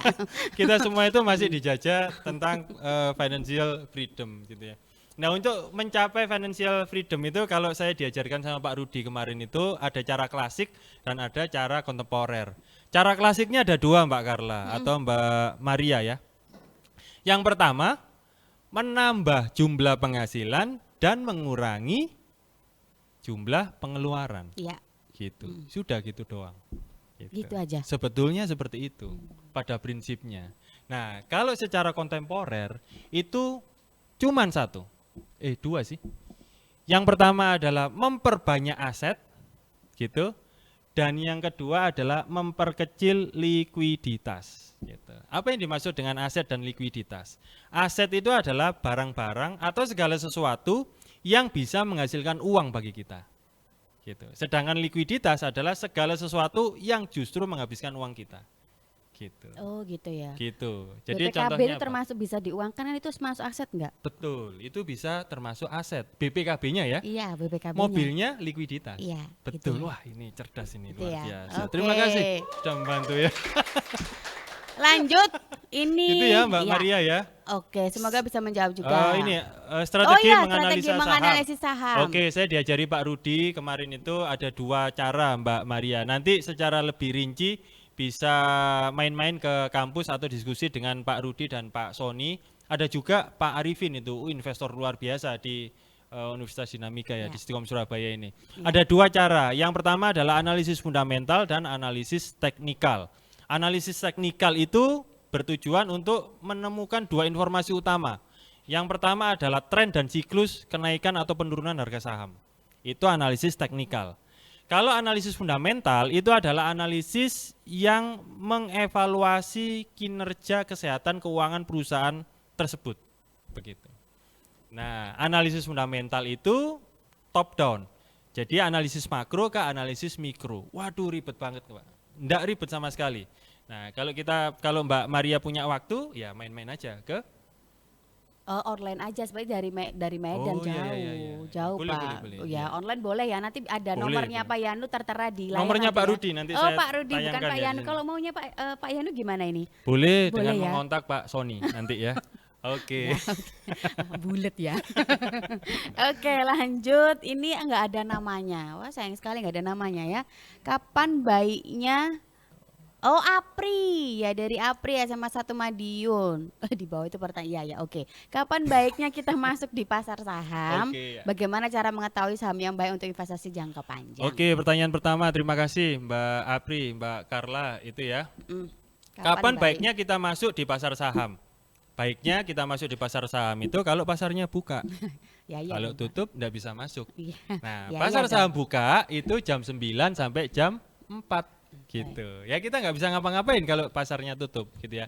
Dan itu secara online. Iya, iya. Nah, ini maksudnya investasi ya. Investasi gitu. Ya, iya dong. Nah, itu ya biasanya saya itu menugaskan ke mahasiswa, saya mengharamkan mereka masuk ke membeli sebuah saham. Ini maksudnya kan kapan sih kita membeli sebuah saham gitu Ya, kan Mbak Carla ya. Ya, ya. Nah, saya mengharapkan mahasiswa membeli saham kalau mereka tidak memenuhi 3 kriteria yang saya lupa Duh, gitu. kok lupa terus gimana nih? Nah, ada 3 kriteria. Iya. Yang pertama adalah tren, yang kedua siklus tadi, dan yang keempat adalah kemampuan forecasting mereka. Jadi mereka itu harus tahu gitu ya. Mm-mm. Kita itu harus tahu besok ini saham arahnya kemana, berapa besar dan berapa lama, naik atau turun, turunnya berapa, deviasinya itu atau derajatnya berapa, dan kemudian kebertahanan saham ini berapa gitu. Nah itu harus didapatkan ya setelah mahasiswa ini selama setidaknya 3 bulan itu meneliti atau mengkaji satu saham saja. Misalnya Pakuwon. Jadi dia harus hafal betul pergerakan Pakuwon itu seperti apa. Gitu. Jadi butuh waktu 60 hari. Gitu. Untuk mengetahui Untuk itu tadi ya. mengetahui itu supaya kerugian yang akan kita alami itu bisa kita kelola dengan baik begitu. Nah, tujuannya apa? Supaya mahasiswa tidak mengalami kerugian begitu.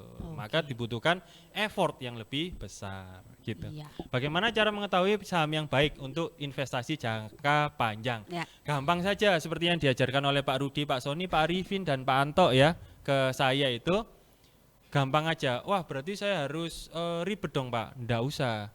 Kita cukup kalau Mbak Carla kalau bangun tidur terus mandi kan? Ya. Nah, tinggal dilihat aja barang-barang di kamar mandi itu apa saja. Apa saja biasanya, Mbak? Ada Carla? sabun, shampoo, ya gitu kan. Dan Nah, teman-temannya. kira-kira produsen sabun dan sampo itu 10 tahun yang lalu ada nggak? 10 tahun yang- ada ya? Ada dong. Ya kalau enggak ada bagaimana memproduksi sabun Iya, ya kan iya gitu. dong. Oke. Kira-kira 10 tahun ke depan ada nggak? Ada. Nah, berarti perusahaan itu sehat nggak kira-kira? Sehat dong. Nah, berarti ya sudah kita pilih itu aja. Gitu. Oh, gitu. Oke, terus setelah mandi sarapan gitu ya, Mbak Carla mau beli bensin, buka apa ini? Sepeda motor. Sepeda motornya dibuka gitu ya? Enggak ya, Enggak. tangkinya terlebih dahulu ya Tangkinya kan, dibuka. tangkinya. Terus habis itu sama mas-mas di Diisi. pom bensinnya Ya, diisi. ngasih duit enggak? Ngasih duit Nah, dong. sebelum ngasih duit buka apa? Dompet ya. Iya dong, buka Ya, dompet. Di dompet itu kan ada ATM gitu ya. Nah, kira-kira bank penerbit ATM itu 10 tahun yang lalu ada nggak? Ada. Nah, 10 tahun ke depan ada nggak kira-kira? Ya belum tentu. Ada juga mungkin yang udah tutup. Ya, ada juga yang sudah tutup ya. Berarti pilih aja bank-bank yang kira-kira 10 tahun ke depan masih ada. Oke. Punya nggak ATM-nya yang 10 tahun ke depan itu kira-kira masih ada? Ada lah. Ada ya. pasti Nah, ada, ya sudah ada. dipilih itu aja.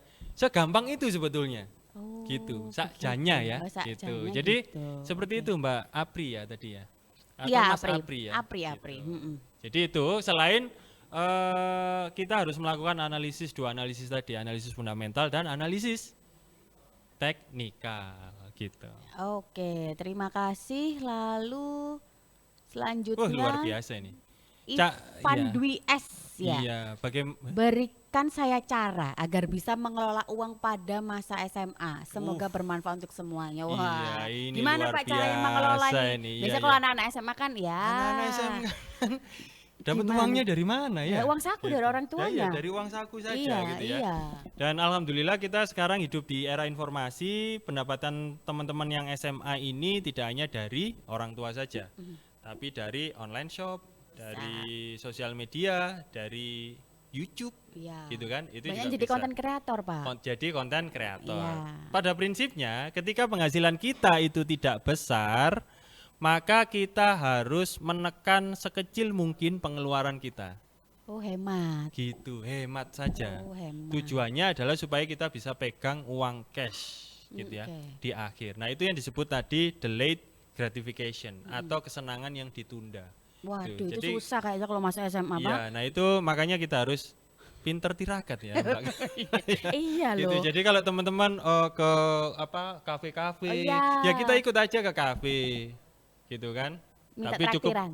ya kalau itu enggak boleh juga ya minta-minta gitu. Nggak Ya boleh. kita cukup di emperan kafenya Oh, gitu ya, gitu. teman-teman kita di dalam itu Oh. enggak masalah Oh, gitu nggak ya. masalah ya, Pak, Yang ya? penting di masa depan kita itu jadi kaya raya Oh, gitu loh. siap, Enggak iya. ngisi webinar-webinar itu enggak Oh, gitu. enggak ya. Tapi sudah kebebasan finansial. Jangan terlihat kaya ya, Pak ya. Betul, Ya. itu yang paling penting Nah, gitu tapi ya. emang bener-beneran kaya, Betul. bener kaya ya, dompetnya tebal ya. Iya, bukan jadi isi. itu intinya. Oke.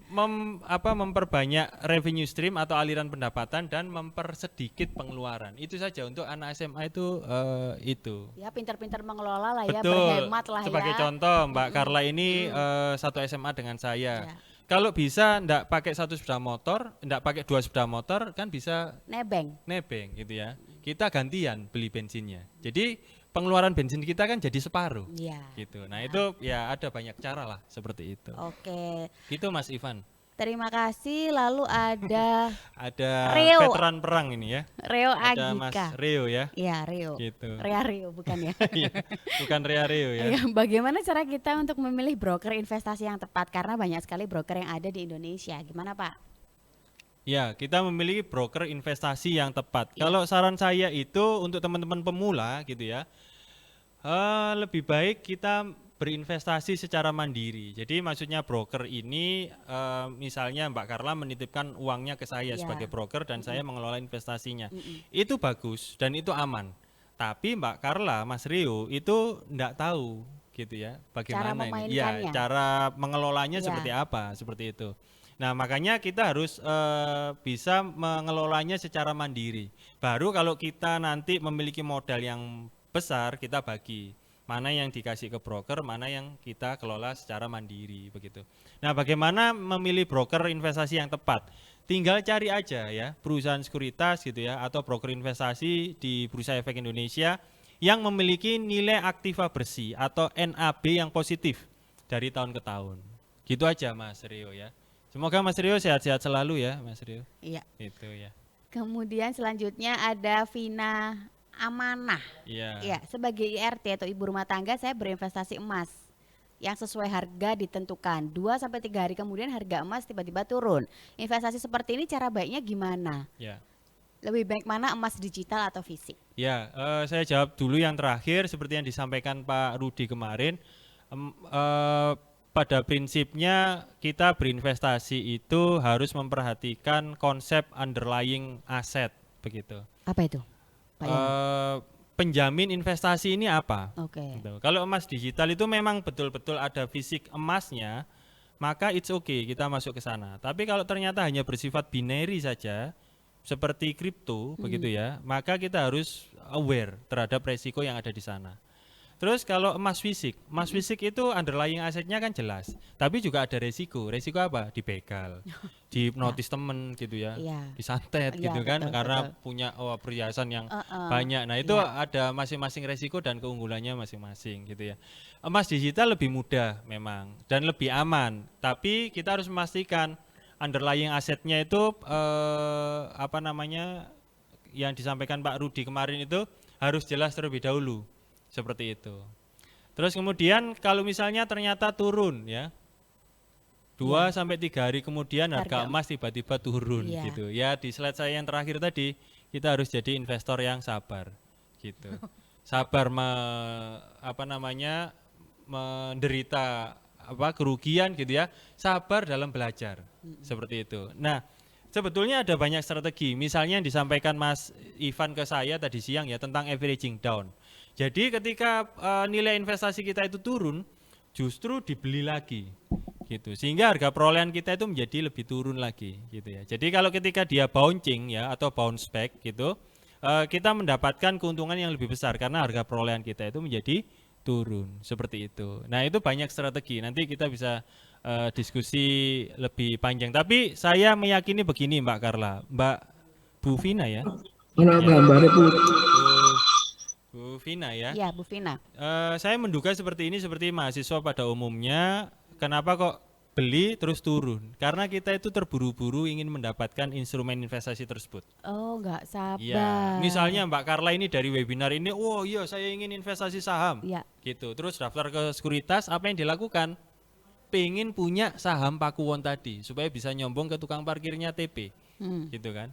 Nah, membelinya itu dengan nafsu yang besar, begitu ya, tanpa analisis yang kuat, begitu.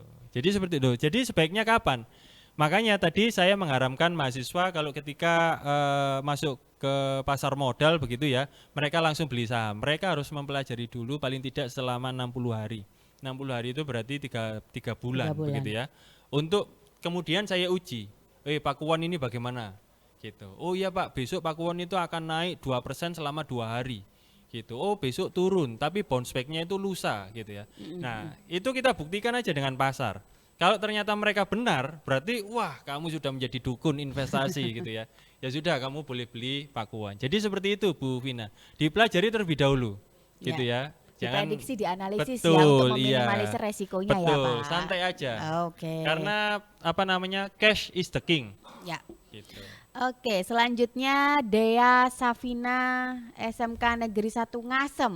Wah, bagaimana cara memulai investasi untuk pemula atau para milenial? Investasi apa yang tepat untuk para pemula, Pak Yanu? Iya, terima kasih Mbak Dea ya. Ya, Dea. Investasi apa yang tepat untuk para pemula adalah investasi yang paling dipahami oleh para pemula. Gitu saja, gitu ya. Contohnya? Ya, contohnya misalnya, wah saya ini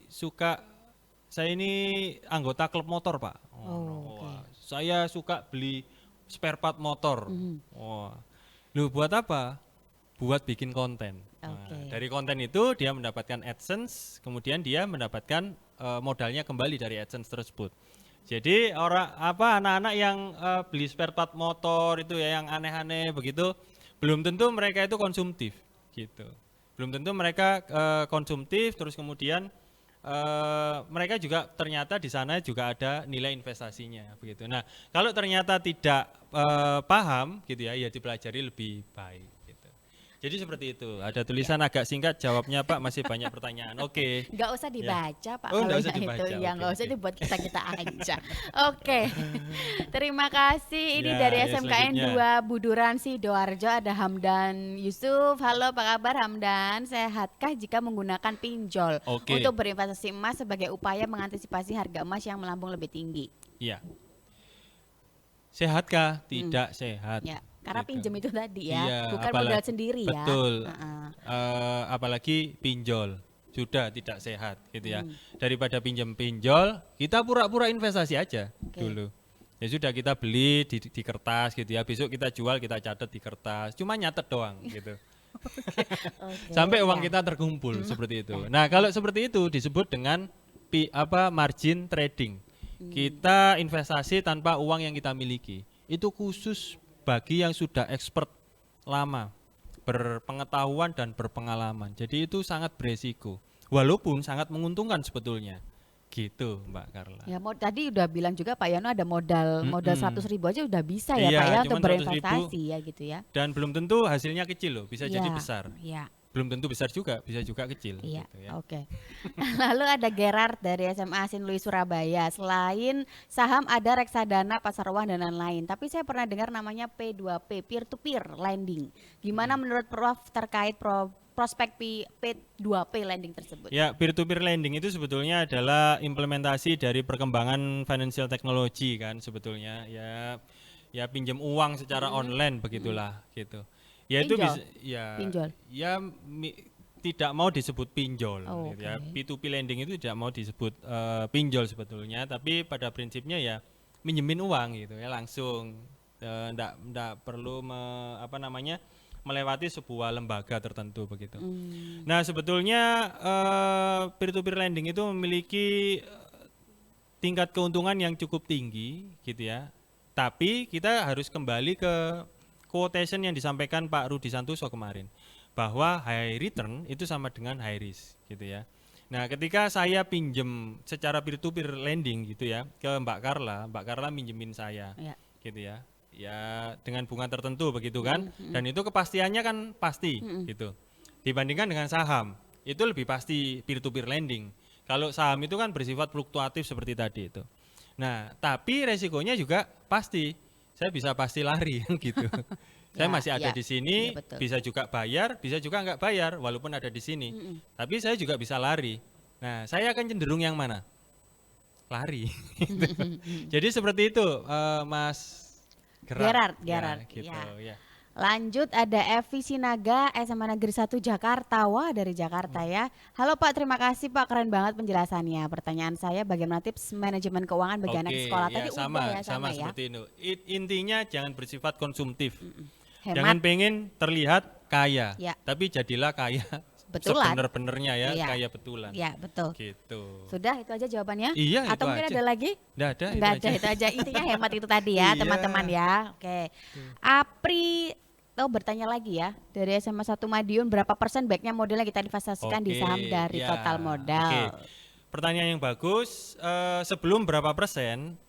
Prinsipnya kalau kita mau investasi, sifat uangnya itu harus cold money atau uang dingin. Jangan uang untuk bayar sekolah terus kita pakai untuk investasi. Wah, berantakan Wassalam. tuh nanti Waduh, luar manajemen biasa. keuangannya ya. Jadi uangnya itu adalah uang buang istilahnya. Uang gitu. sisa atau Uang sisa ya, pokoknya uang yang tidak lestari lah, seperti iya. itu. Heeh. Nah, uangnya nggak kepake. Pak. betul, uangnya nggak kepake. Mana ada uang yang nggak kepake, Pak? Ada disimpan. Banyak gitu ya. Kenapa kok uang itu bisa kepake? Karena kita konsumtif. Ya. Gitu. Jadi kalau kita nggak konsumtif, uang kita nggak kepake gitu ya. Heeh. Nah, berapa persen baiknya modal yang kita investasikan tergantung preferensi masing-masing. Kayak gitu. Nah, seperti teman saya yang beli Avanza Veloz tadi. Dia butuh nyicil, cicilannya berapa nih? Berarti terus kemudian dia mendapatkan kemungkinan keuntungan berapa? Berarti modalnya berapa? Kan gitu. Jadi tergantung kebutuhan masing-masing, Mbak Apri Iya. atau Mas Apri begitu Jadi nggak ya. ada harus berapa persen, nggak ada Iya. ya Pak, tergantung Oh, dari iya, kebutuhannya masing-masing, Betul. dananya juga ya. Betul, iya. Oke. Oke, Mas Aris. Ya ada Aris Tentang Juliono. saham IPO atau initial public offering atau Iya. perusahaan yang baru nyemplung ke bursa efek. Kalau saya pribadi, ini pendapat saya pribadi ya, bukan pendapat empiris ya, bukan pendapat ilmiah. Saya tidak terlalu suka dengan perusahaan IPO. Gitu ya. Kenapa itu, Ini Pak, pendapat saya pribadi ya. Mungkin ada yang bertolak belakang dengan pendapat saya ini gitu ya. Dari perusahaan yang IPO ini, walaupun harganya itu harga murah gitu ya, katakanlah harga murah, sebetulnya tidak bisa dikatakan murah juga gitu ya. Harganya itu adalah harga dasar begitu. Tapi perusahaan IPO ini tidak bisa memberikan informasi kepada saya tentang dua hal, Mas Ivan. Yang pertama, tren, dan yang kedua, siklus gitu. Dan ditambah kerugian yang ketiga adalah tidak ada kinerja fundamental yang bisa saya analisis. Gitu. Ya kan perusahaan baru ini. Nah, dia kinerja masa lalunya kan ya namanya baru kan berarti tidak tampak. Gitu. Jadi saya tidak bisa mengukur kinerja dan prospeknya seperti apa kayak gitu. Itu Mas Aris. Ya. Jadi kalau saya pribadi saya tidak terlalu prefer ke saham IPO. Saya lebih prefer ke saham yang sudah lama bergulat pada persilatan pasar modal begitu. Oke, selanjutnya adakah perlindungan untuk investor? Ya, seperti OJK begitu ya. Kalau kita nabung ke bank begitu terus kemudian uang kita hilang maksimal 2 miliar gitu ya. Wah, banyak sekali itu Ya hilangnya maksimal. ya. Kalau Iya. uangnya Mbak Carla 5 miliar ya yang 3 miliar tidak bisa diganti oleh kok OJK. Apa Pak Rudi saya lupa. Lembaga Penjamin Simpanan LPS. Ya kok OJK sih. LPS gitu ya. Nah, itu sebetulnya ya kalau di dalam investasi di pasar modal, sebetulnya uangnya Mbak Apri atau Mas Apri ini kalau masih dalam bentuk cash gitu ya, itu masih dijamin oleh LSP gitu ya. Kenapa demikian? Karena uangnya masih berada di bank kustodian. Jadi uangnya Mbak Carla ini masih ada di bank gitu. Kalau belum dibelikan saham. Nah, kalau ternyata sudah dibelikan saham, enggak mungkin saham itu tiba-tiba hilang ciling gitu, enggak mungkin gitu ya. Harus ada mekanisme tertentu untuk menghilangkan saham itu gitu ya, secara formal gitu. Nah, tapi kalau pertanyaannya, Pak, saya beli sahamnya Pakuwon itu harganya Rp1.000, ternyata harga sekarang itu jadi 500. Nah, saya kan kehilangan 500. Siapa yang mengganti 500 saya itu? Itu tidak ada. Itu tergolong resiko investasi. Gitu. Oke, selanjutnya ada Lutfi Afandi. Saat ini banyak investasi berbasis trading. Bagaimana cara menganalisis broker yang baik dan jujur? Terima kasih, Pak. Ya, baik. Banyak investasi Berbasis berbasis trading. Hampir semua investasi berbasis trading. Ya, bukan banyak gitu ya. Nah, cara menganalisis broker yang baik dan jujur, ya tidak usah dianalisis karena enggak usah pakai broker. Kita sendiri aja gitu ya.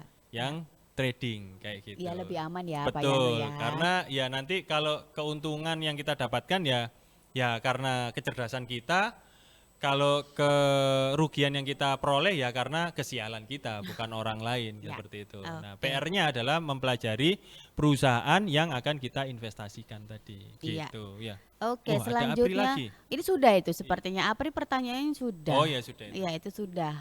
Ahmad Rizani. Ya. Terakhir ya ini ya pertanyaannya Oke. atau ada lagi ya terakhir ya.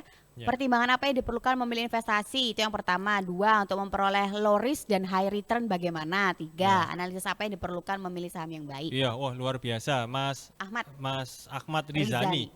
Pertimbangan apa yang diperlukan untuk memilih investasi gitu ya. Pertimbangannya pertama yang saya bilang tadi itu tentang circle of competence. Instrumen investasi mana yang paling kita pahami. Itu saja gitu ya. Terus kemudian yang kedua berapa modal yang kita punyai gitu ya untuk mempertimbangkan kita memilih investasi apa gitu. Terus yang kedua, untuk memperoleh low risk dan high return itu bukan tidak mungkin tapi sangat sulit.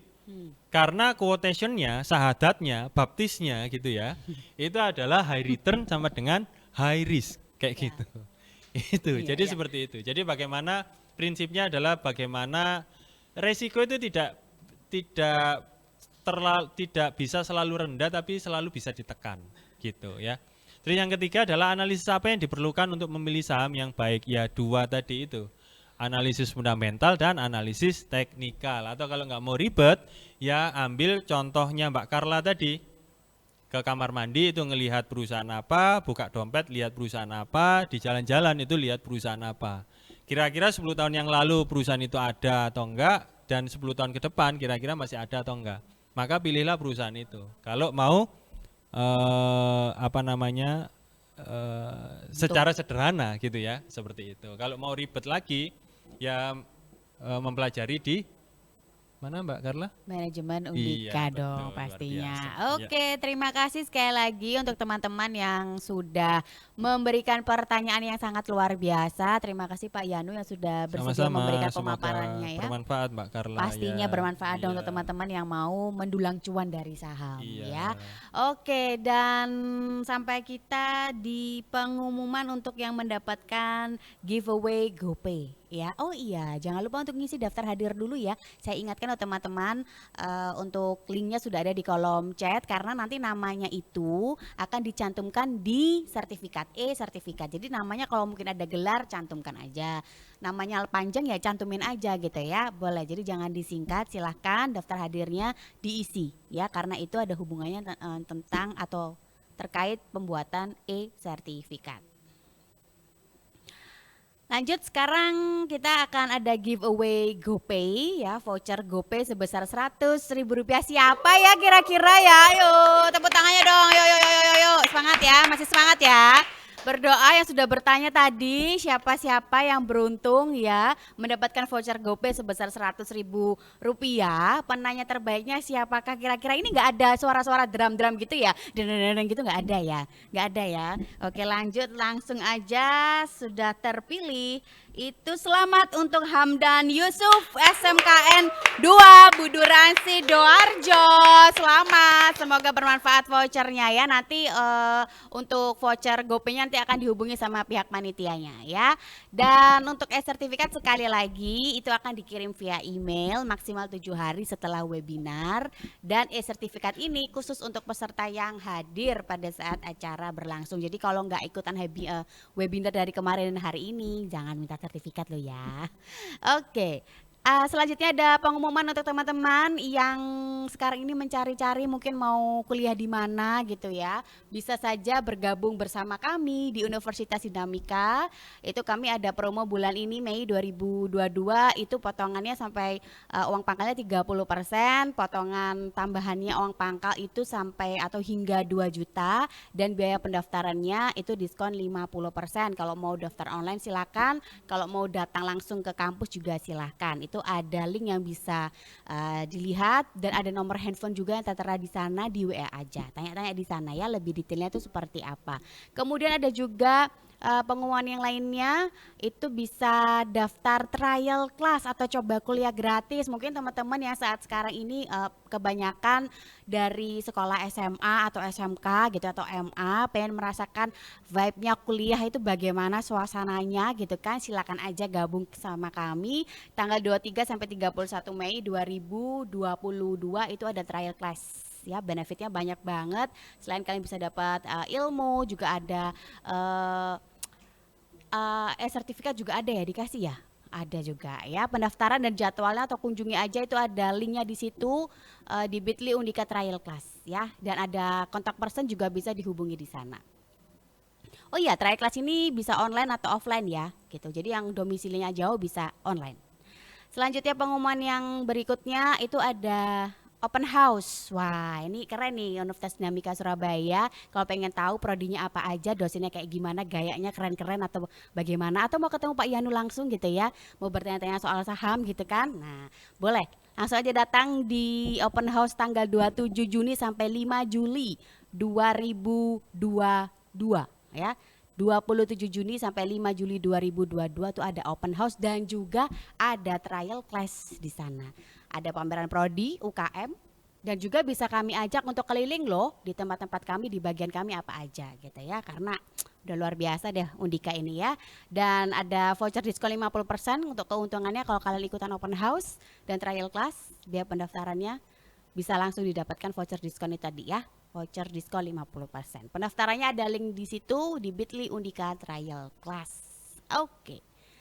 Dan jangan lupa di follow @sapaundika, itu IG-nya yang aduh keren banget pokoknya kalau kalian ingin dapetin informasi sama konten seputar anak kuliahan dan fakta menarik lainnya ya. Follow @sapa.undika. Yes. Terima kasih sekali lagi untuk teman-teman yang sudah memberikan pertanyaannya gitu ya, sudah bergabung di Milenial Paham Finansial dari hari kemarin dengan Pak Rudi dan sekarang dengan Pak Yanu ya.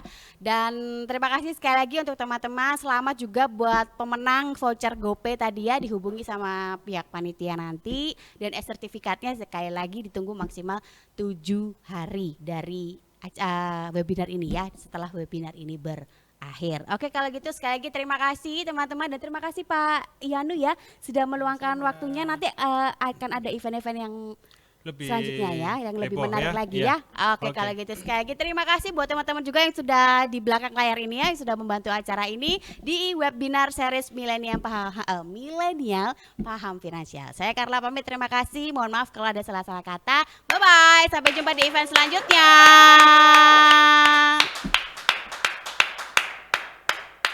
Wes.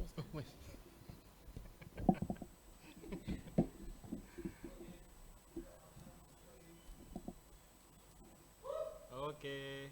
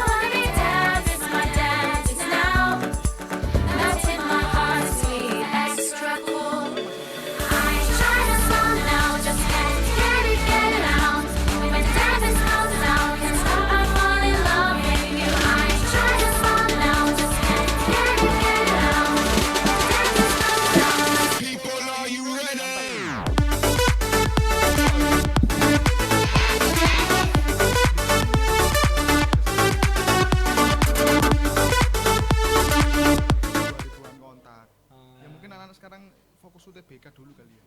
Iya paling ya. Terus, Iya ya. atau terlalu mungkin panjang. posternya kurang ini ya, nggak tahu sih, aku banyak faktor. Sakjane kan normal ya posternya. Posternya wis anu toh, apa harus warna sing kontras atau gimana. Karena kan merah sama putih. Aku untukku kayak gitu, tapi masih tak telaah lagi. Iya. Ya Mesti- dites aja. Dites aja kan, A/B testing tak opo ngono.